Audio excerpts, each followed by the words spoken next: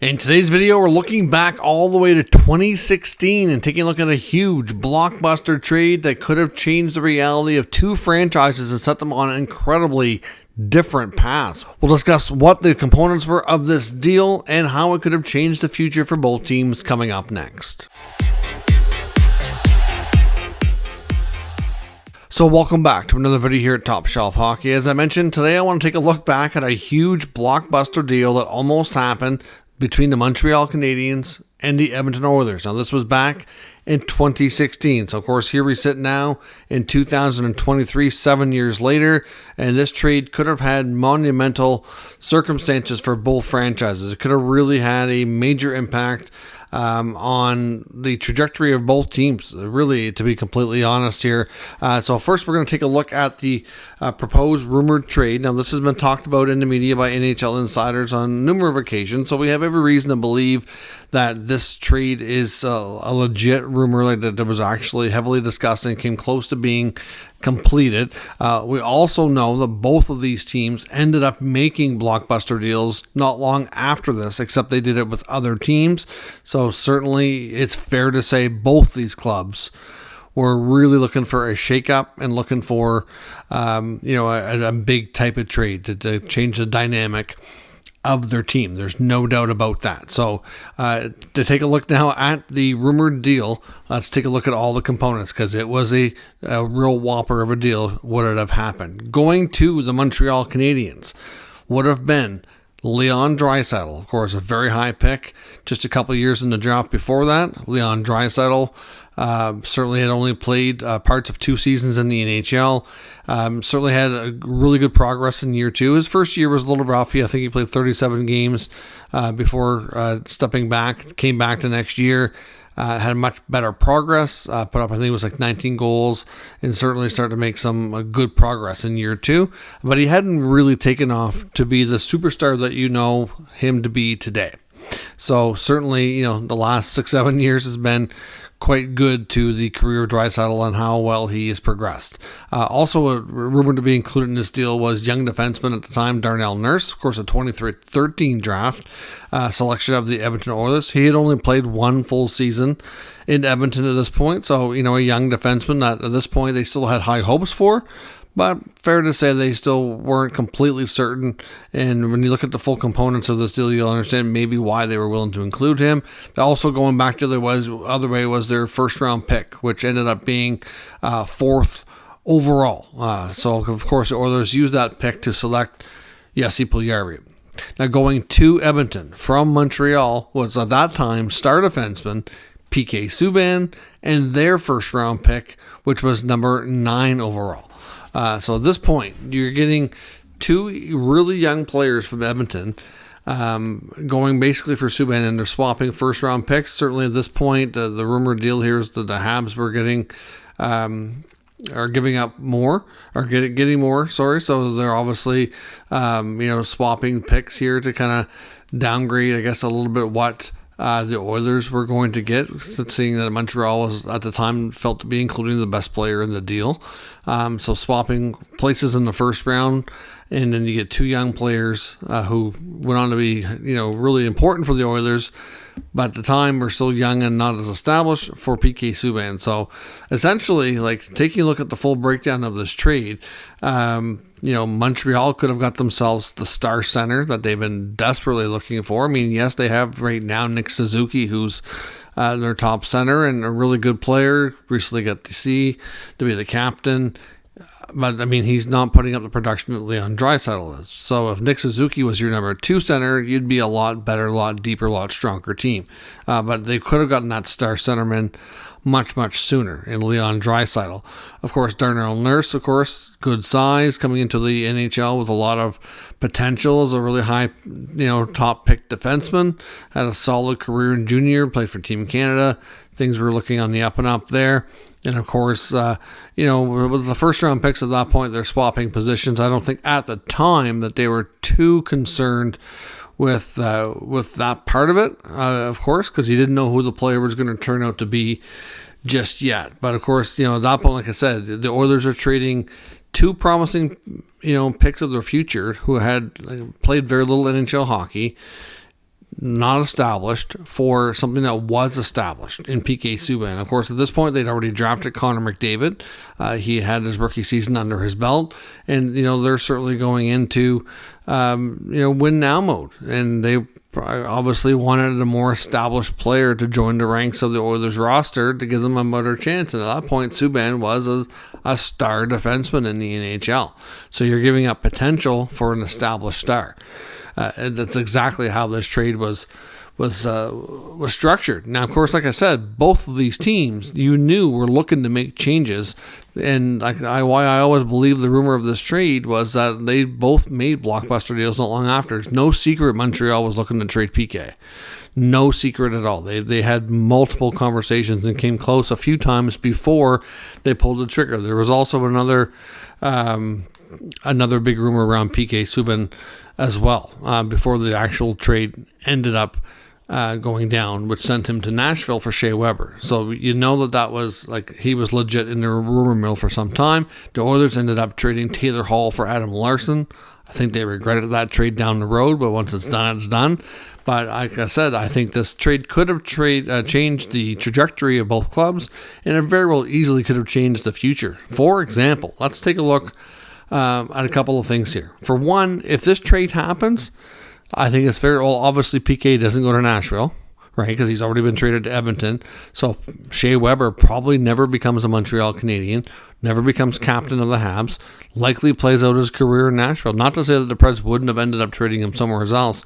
I just don't think they were really looking to trade Weber when that happened. They saw an opportunity to get a guy like PK Subban, and that's what they had to give up to do it, to change the dynamic. They gave up Weber, who was a little bit older, for a younger dynamic defenseman, right? But Weber probably stays in Nashville. He had a long-term big money contract. Those are not the easiest to move sometimes.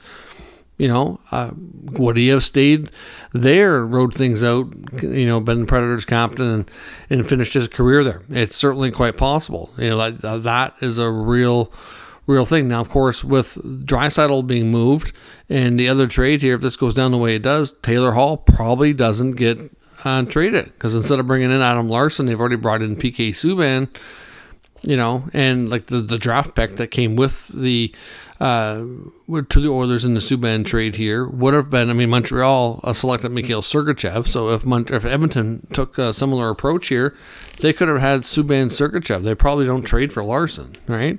So Taylor Hall likely stays. Instead of having Draisaitl, they have Hall. Hall likely gets to team up with McDavid much longer, and certainly could have had a big impact on his career. So certainly, the Oilers would, on their blue line, would have had Subban Sergachev, which could have been very interesting as well. In Montreal, not only, like I said, does this give them their legit star centerman and Draisaitl, but it also takes the pressure off of young Alex Galchenyuk. I do wonder if this would have had an impact on Galchenyuk's development, because in Galchenyuk's case, he was kind of forced, and in my opinion, to rush to the NHL a little early. And not only that, had to play too high of a role. If Draisaitl comes along at this point, already has a couple years under his belt, that probably pushes him down the lineup a little bit. Maybe things work out differently. Maybe they don't, but it's just I do wonder how that would have impacted him as well, right? So and here's the other big thing here: you add Draisaitl, who's young, very talented. You add Darnell Nurse, who's young, and certainly pretty talented, but I know right now he's an overpaid defenseman. It's hard to say if that contract ever comes to be if he ends up with the Habs. But that 4th overall pick, what if Montreal doesn't take Puljujarvi? What if they made the smarter pick here and took Matthew Tkachuk? That could have turned into Draisaitl, Nurse, and Tkachuk all going to Montreal. It probably spawns other trades. It makes you wonder. Obviously, I know the Max Pacioretty trade, which brought Nick Suzuki to Montreal, that might still happen. That may or may not have had a role here longer term. But certainly, you throw, if that trade still happens, you throw Suzuki into the mix, and you get Tkachuk, you get Draisaitl. It's that's a crazy thought. That the Montreal Canadiens in the late teens here, from 2016 to say 2020, 21, 22 at least, it could have had Draisaitl, Nurse, and Tkachuk if this trade happens. not to mention the other players. And of course, you had Carey Price in his prime at that point. You have to think the odds of Montreal winning a Stanley Cup and would have been drastically better, more legit. We have seen them go to a cup final in the bubble. Do they win? Do they beat Tampa? Does Tampa become a 2-time Stanley Cup champion because they were facing a much better team? I mean, like I said, this is just for fun to look back on NHL history and how it could have been different had some of these trades that were discussed and didn't go through actually gone through. But it makes you wonder, though. Like, obviously, like, to me, like, Montreal had numerous opportunities to trade Subban. And he was certainly the most established, biggest name player in this trade at this time. Now, Draisaitl certainly went on to have, to be the bigger name here for sure. But at the time, he was not yet. So, Montreal had been rumored at this point because I think the personality of Subban just didn't click with the team and the organization, which is, I think, why they were pushing to move him out so quickly. There's lots of speculation on whatever really happened in the breakdown between Subban and the Habs and why they decided to move this, at the time, a very young, dynamic defenseman who, I know he was, it's just like I said, from a personality standpoint, style of play, I wouldn't call him controversial, but I think it's fair to say that there's a lot of different opinions about him out there. Some people, he just rubbed the wrong way. That's the way it looked, anyways. I know even from a fan perspective, I talk to fans who look, oh yeah, he's an exciting player. I love watching him. And I talk to other fans who just couldn't stand him. And it's just come off as being cocky and things like that. And, I guess it depends on how you take it, what you think. Some people care more about that stuff than others. Some people only look at results. Variety of things, right? But certainly an interesting, close call for both of these franchises. Now, Edmonton, I think, still would have been a really good team. I do wonder, without the two-headed monster, McDavid, Draisaitl, how different would it be? I mean, obviously, Subban had some really good years in there.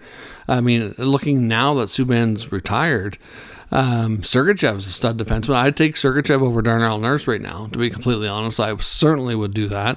I think Edmonton on the back end would be in better shape than they are today, assuming, a lot of the other changes that happened actually did stay the same here. But, I mean, losing Leon would have been a big blow. There's no doubt about that. They would have been better defensively, but they would have probably kept Taylor Hall. Makes you wonder, other moves that ended up happening, because they certainly shook things up in other ways. Jordan Eberle, when does he leave? There's all kinds of other things here that, the Oilers did during those, mid part of that decade that could have done differently, and would it have led to the Oilers getting a Stanley Cup? I don't know. I mean, to me, I think Montreal would have benefited more here, seeing how on a long-term basis, because they could still today have Draisaitl, Nurse, and Matthew Tkachuk if they did this correctly and made the right selection. Now, if they picked Puljujarvi, just like the Oilers did, that's quite a bit different. It's still Leon Draisaitl in your lineup. Even though you gave up PK at a young age, I think they would have been happy with that right now, because clearly they were looking to move PK regardless, right? And they ended up trading Sergachev early anyhow anyways, right? So, I mean, he was traded for Jonathan Drouin. I mean, obviously they'd like to have that deal back too. So you're not going to tell me, if you ask, anybody in the Habs organization, I know the people who made that deal obviously aren't like Bergeron's not there anymore, but I'm sure, even ask ownership, would you like to see that deal done differently? I'm sure the answer is yes, right? So certainly worked out quite different, because they traded Sergachev anyway, so they never really knew what it was like to have him on the ice. And then, of course, losing PK, which they were clearly out to do anyway. But then today, still have a superstar center like Draisaitl. I think you take that deal all day long. And can you just imagine if they drafted Tkachuk instead of Puljujarvi as well? You could go back in retrospect and say the same thing with the Oilers if they did nothing here, because clearly this deal didn't happen. If they took Tkachuk instead of Puljujarvi, that's a crazy, crazy thought. I mean, look at how much that impacts the Calgary Flames, because obviously the Oilers were picking ahead of Calgary in this draft. It could have drastically changed a lot. One decision, how it impacts not only your franchise, but those around you and those, either in the draft or that you were talking to trades or whatever about. So clearly this was a blockbuster deal that could have changed history for both these teams. Unfortunately, I guess for some people, it did not happen. So it's just fun to look back and see what was actually rumored to have been discussed and what came close to happening but didn't, and how it could have changed history. Let me know your thoughts. If this deal would have happened, who wins the trade? I mean, I have to say Montreal for sure. I mean, at the time when this deal goes down, a lot of people will probably say Edmonton, because at that point, there was an argument that PK was probably the most established, best player in the trade. But that's a huge, steep price going the other way that, there's no doubt Edmonton gave up a lot to get him and probably would have regretted it long term. So I think from Edmonton's perspective, I think they're happy this deal never went down. But let me know what you think down in the comments. We'll discuss further. If you're new to the channel, of course, make sure you subscribe and stick around. We'll keep you up to date with all the news, rumors, and analysis of all 32 NHL teams. Thanks for watching, and I'll catch you next time.